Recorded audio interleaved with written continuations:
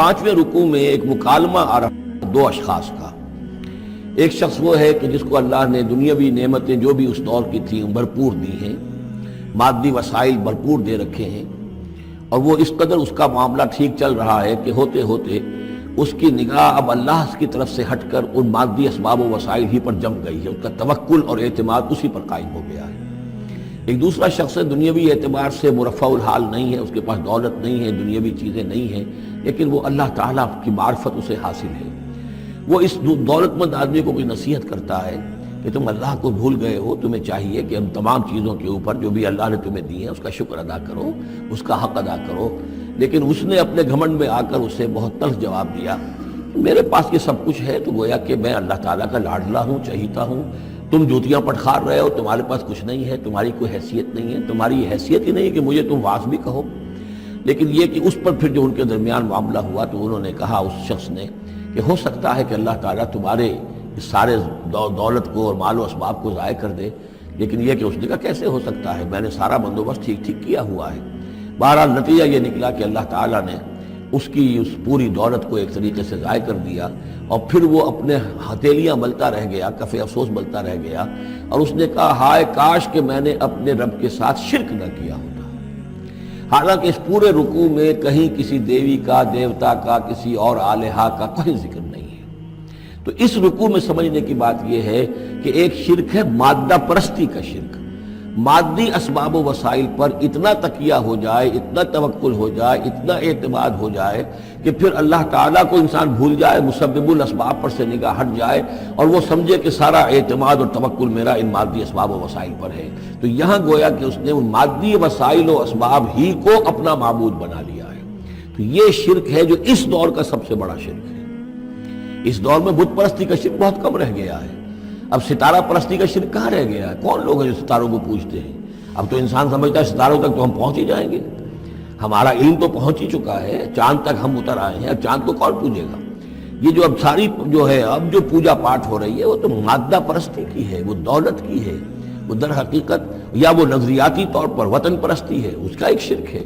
تو یہ اس دور کے شرک کو سمجھنا بہت ضروری ہے، اور یہ رکوع اس اعتبار سے کہ اس میں کسی دیوی دیوتا کا ذکر نہیں ہے۔ تو شرک کون سا کیا اس نے؟ وہ شرک یہی ہے کہ اس نے دنیاوی مال و اسباب اور مادی اسباب و ذرائع کے اوپر اپنے سارے توکل کو جو ہے اس کے ساتھ منسلک کر دیا، یہی گویا کہ اس کو معبود بنا لینا ہے۔ وَاضْرِبْ لَهُم مَثَلَ الرَّجُلَيْنِ، ان کے لیے بیان کیجئے دو اشخاص کی مثال۔ جعلنا لأحدهما جنتين من عناب، ان میں سے ایک کو ہم نے دیے تھے دو باغ انگوروں کے، وحففناهما بنخل، اور ان دونوں کو گھیرے میں لیا ہوا تھا کھجوروں کے درختوں نے۔ اب دیکھیے کہ انگوروں کی بیلیں ہیں، اور چونکہ ادھر ادھر سے ہوا تیز نہ آئے تو کھجوروں کے جھنڈ جو ہیں وہ چاروں طرف لگے ہوئے ہیں، تاکہ ان کے مابین جو اس کی انگوروں کی بیلیں ہیں وہ بڑی محفوظ ہیں۔ وجعلنا بینہما زرعا، ان کے درمیان کھیتی بھی تھی، یعنی یہ کہ اناج کا سامان بھی ہے اور انگوروں کی بیلیں بھی ہیں، اور یہ کہ کھجوروں کے درخت بھی ہیں۔ کلتا الجنتین آتت اکلہا، اور وہ دونوں باغات اپنا پھل دیتے تھے، ولم تظلم منہ شیئا، سال بسال پھل آ رہا ہے، سال ہر سال ہو گئے، ہر سال پھل آ رہا ہے، اس میں کوئی کمی نہیں کرتے تھے۔ جب یہ چیز چلتی رہتی ہے تو آدمی کا خود بخود ایک توکل جو ہے وہ اس چیز کے ساتھ وابستہ ہو جاتا ہے، وہ بھول جاتا ہے کہ اس کی اللہ تعالیٰ کے فضل و کرم سے ہے یا اللہ کے اذن سے ہے، بلکہ یہ کہ وہ انہی چیزوں کو سمجھ بیٹھتا ہے کہ یہ دائم ہے اور قائم ہے۔ وَفَجَّرْنَا خِلَالَهُمَا نَهْرًا، اور ہم نے ان کے مابین ایک نہر بھی نکال دی تھی، آب پاشی کا بھی پورا نظام موجود ہے۔ وَكَانَ لَهُ ثَمَرٌ، اور اس کے میوے بھی تھے، یعنی یہ بھی تھا کہ باغ جو ہے پھلا ہوا اس وقت، انگور بھی ہیں اور کھجور بھی جو ہے درخت جو ہے لدے ہوئے ہیں۔ اور ایک اس کا مفہوم یہ بھی ہے میرے نزدیک جو زیادہ راجح ہے کہ اس کو اولاد بھی اللہ نے خوب دی تھی۔ جیسے درختوں پر پھل لگتا ہے تو انسان کے لیے اس کی اولاد جو ہے اس کے پھل کی حیثیت رکھتی ہے، تو گویا کہ اس کو اولاد بھی ملی تھی۔ فقال لصاحبہ وہو یحاورہ، تو کہا اس نے اپنے ساتھی سے، ان سے وہ گفتگو کر رہے تھے، آپس میں گفتگو کر رہا، انا اکثر منک مالا واعز نفرا، میں تم سے کہیں بڑھ کر ہوں مال میں اور نفری میں۔ اب یہ نفری کے حوالے سے میں نے کہا نہ لہو ثمر، اس کے بیٹے بھی تھے، اولاد بھی تھی، تو اس کے حوالے سے وہ نفری کی بات بھی کر رہا، میرے بازو بھی بہت ہیں۔ وَدَخَلَ جَنَّتَهُ، اور وہ داخل ہوا اپنے باغ میں، وَهُوَ ظَالِمٌ لِنَفْسِهِ، اور وہ اپنے جان پر ظلم کر رہا تھا، یعنی اسی گمراہی کے اندر مبتلا تھا. قال ما اظن ان تبید هذه ابدا، انہوں نے کہا میں نہیں سمجھتا کہ یہ باغ بھی کبھی اجڑ سکتا ہے. کیا مجھے دھمکا رہے ہو کہ اللہ تعالیٰ جو ہے کہیں تم میری یہ دولت سلب نہ کر لے؟ دیکھو میں نے کھجوریں کس حساب سے یہاں پر لگائی ہیں کہ کوئی اگر آئے بھی، کوئی باد سرسر آئے یا کوئی اور بھی ہوا کا تیز لو کے جھونکے آئیں تو وہ میری انگوروں کے بیلوں تک نہ پہنچے. یہ گویا کہ سینٹینلز کھڑے ہوئے ہیں، کھجور کے درخت جو ہیں وہ روک رہے ہیں. پھر میں نے یہاں پہ آبپاشی کا نظام ہے، میرے نہر چلی ہوئی ہے. ما اظن ان تبید هذه ابدا، میں نہیں سمجھتا کہ میرا یہ باغ جو ہے کبھی ایک برباد بھی ہو سکتا ہے. وما اظن الساعة قائمة، اور یہ جو تم قیامت وغیرہ کی بات کر رہے ہو، اول تو میرا گمان نہیں ہے کہ کوئی قیامت کھڑی ہونے والی ہے. وما اظن الساعة قائمة، میں نہیں سمجھتا کہ یہ قیامت ہونے والی ہے. ہاں ڈکوسلے سے ہیں، کچھ بڑوں سے سنا تو ہے. اور یہ کہ وَلَئِن رُدِدتُّ إِلَىٰ رَبِّي، اگر مجھے لوٹا ہی دیا گیا اپنے رب کے پاس، لَأَجِدَنَّ خَيْرًا مِّنْهَا مُنْقَلَبًا، تو مجھے وہاں لازماً ملے گا بہت بہتر لوٹ کر. اب اس کے اندر ایک فلسفہ ہے ان کا کہ جب اللہ نے مجھے یہاں دیا، اللہ کے وہ منکر نہیں تھے، اللہ نے مجھے یہاں دیا ہے تو اس کا مطلب یہ کہ میں چہیتا ہوں، لاڈلا ہوں، یا اللہ نے مجھے کچھ صلاحیتیں دی ہیں، میں نے بڑی عمدہ پلاننگ کر کے باغ بنائے ہیں، سارا اس کا بندوبست کیا ہے. تو یہ میری جو صلاحیت ہے، یہ اللہ کی دی ہوئی جو میرے اندر ہے، یہ جو خیر ہے، یہ کہاں چلا جائے گا؟ آخرت میں بھی مجھے پھر ملے گا اور اس سے بہتر ملے گا. اور تم جیسے یہاں جوتیاں پٹخار رہے ہو ایسے ہی وہاں پٹخارو گے. وَلَئِن رُدِدتُّ إِلَىٰ رَبِّي، اگر بالفرض ہو ہی گیا ایسا، لوٹا ہی دیا گیا میں اپنے رب کی طرف، لَأَجِدَنَّ خَيْرًا مِّنْهَا مُنْقَلَبًا، تو اس سے بھی بہتر مجھے وہاں پر ملے گا. قَالَ لَهُ صَاحِبُهُ، اب اس اللہ کے بندے نے جو نیک بندہ تھا کہا اس سے، اس کے ساتھی نے، وَهُوَ يُحَاوِرُهُ، اور ان سے گفتگو کر رہا تھا، أَكَفَرْتَ بِالَّذِي خَلَقَكَ مِن تُرَابٍ، کیا تو نے کفر کیا اس ہستی کا جس نے تجھے مٹی سے بنایا، ثم من نطفہ، پھر پانی کی گندے پانی کی بوند سے بنایا، ثم سواک رجلا، پھر تجھے ایک پورا انسان بنا کر کھڑا کر دیا. اب یہاں اور تجھے کفر کون سا کیا؟ یعنی یہ کہ وہ رب مان رہا ہے اللہ کو، اور رب کے ساتھ اس نے کسی اور کا ذکر نہیں کیا ہے. مطلب یہ کہ آخرت کا انکار در حقیقت اللہ کا انکار ہے. اگر تم آخرت کے بارے میں جو کہہ رہے ہو کہ نہیں میں نہیں سمجھتا کہ یہ کوئی ہونے والی بات ہے، تو چاہے تم اللہ کو اب اقرار کر رہے ہو، لیکن حقیقت میں اگر آخرت کو نہیں مانتے تو گویا کہ اللہ کا انکار ہے. لیکن هو اللہ ربی، لیکن جہاں تک میرا معاملہ ہے، میں نے تو اللہ کو اپنا رب مانا ہوا ہے، وہی میرا مالک ہے، آقا ہے. ولا اشرک بربی احدا، اور میں اپنے رب کے ساتھ کسی کو شریک نہیں ٹھہراتا. ولولا اذ دخلت جنتک قلت ما شاء اللہ، اور کیوں نہ ایسا ہوا کہ اللہ کے بندے جب تو اپنے باغ میں داخل ہوا، تو نے باغ دیکھا پھلا ہوا ہے، ہرا بھرا ہے، ہر طرف منظر جو ہے بڑا دل خوشگل منظر ہے، تو کہتا ما شاء اللہ.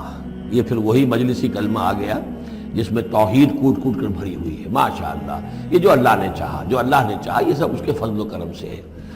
لا قوت الا باللہ، کوئی طاقت نہیں ہے اللہ کے سوا. اگر اللہ کی طرف سے یہ بات نہ ہوتی تو میرے اندر کوئی صلاحیت نہیں تھی. اللہ ہی کی ہے در حقیقت، یہ دین ہے اس کی، اسی کی عطا ہے.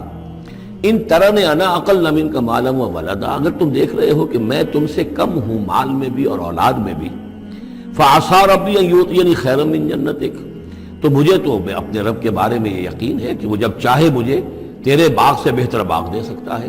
وَيُرْسِلَ عَلَيْهَا حُسْبَانًا، اور تیرے باغ کے اوپر وہ کوئی اوپر سے کوئی لو کا جھونکا ایسا بھیج سکتا ہے، من السماء، آسمان سے، فَتُصْبِحَ صَعِيدًا زَلَقًا، کہ یہ پورا باغ جو ہے یہ جو ایک ایسا چٹیل میدان ہو کر رہ جائے کہ یہاں کوئی درخت رہے نہ بیلے رہے. معلوم ہوا کہ ہر چیز جب آنکھ کھلی گل کی تو موسم تھا خزاں کا، یہ ہو سکتا ہے، عین ممکن ہے. اور یصبح ماؤہا غوراً، یا اللہ آسمان سے کوئی ایسی نہ بھی بھیجے کوئی چیز بلا، تو اس کا پانی ہی جو تمہارا یہ جو چشمہ چل رہا ہے، وہ پانی ہی اگر زمین کے اندر گہرا اتر جائے، یہ چشمہ خشک ہو جائے، فلن تستطیع لہ طلبا، اور پھر تو پانی کہیں سے لا نہ سکے، تو یہ باغ خود بخود اجڑ جائے گا. یہ سارے امکانات ہیں.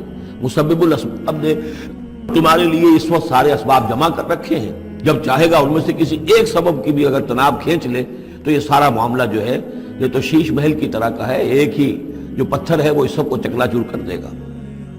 وَأُحِيطَ بِثَمَرِهِ، معلوم ہوتا جو بہت ہی کوئی اللہ کا پہنچا ہوا شخص تھا، جو اللہ کا دوست تھا، اور اس کا دل دکھایا اس شخص نے، جس کو تانا دیا اسے انا خیر من انا اکثر منک مالا و ولدا، تو اس حوالے سے اس کا دل دکھا ہے. اور یہ جان لیجئے کسی اللہ والے کا، من عادى لي وليا فاذنته للحرب، تو ایک حدیث قدسی ہے، جو شخص میرے کسی ولی کے ساتھ دشمنی کرے پھر میری طرف سے اس کے خلاف اعلان جنگ ہے۔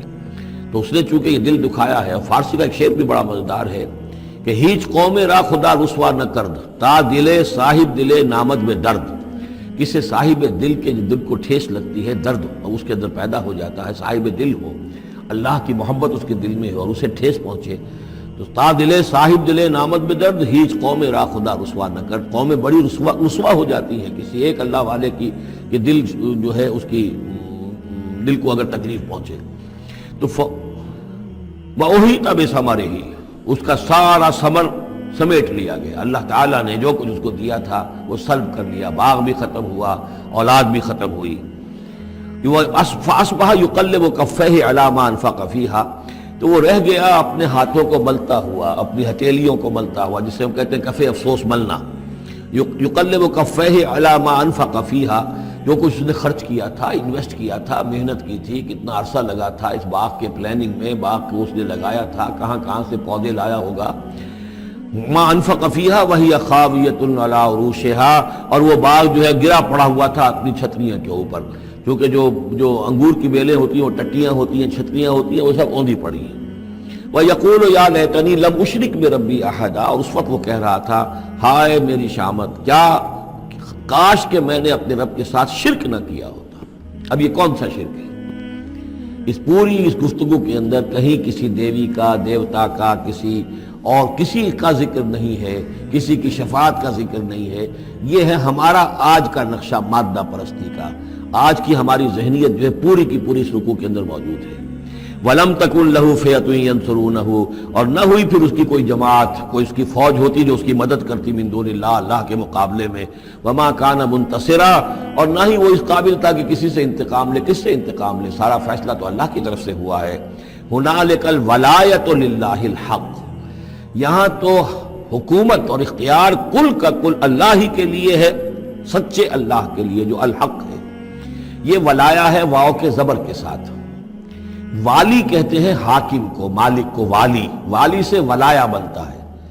ولی کہتے ہیں دوست، پشت پناہ، اور اس سے ولایا بنتا ہے، ولایت باہمی۔ اللہ ولی الذین آمنوا یخرجہم من الظلمات الی النور، اور الا ان اولیاء اللہ لا خوف علیہم ولا هم یحزنون، یہ ولایت ہے واو کے زیر کے ساتھ۔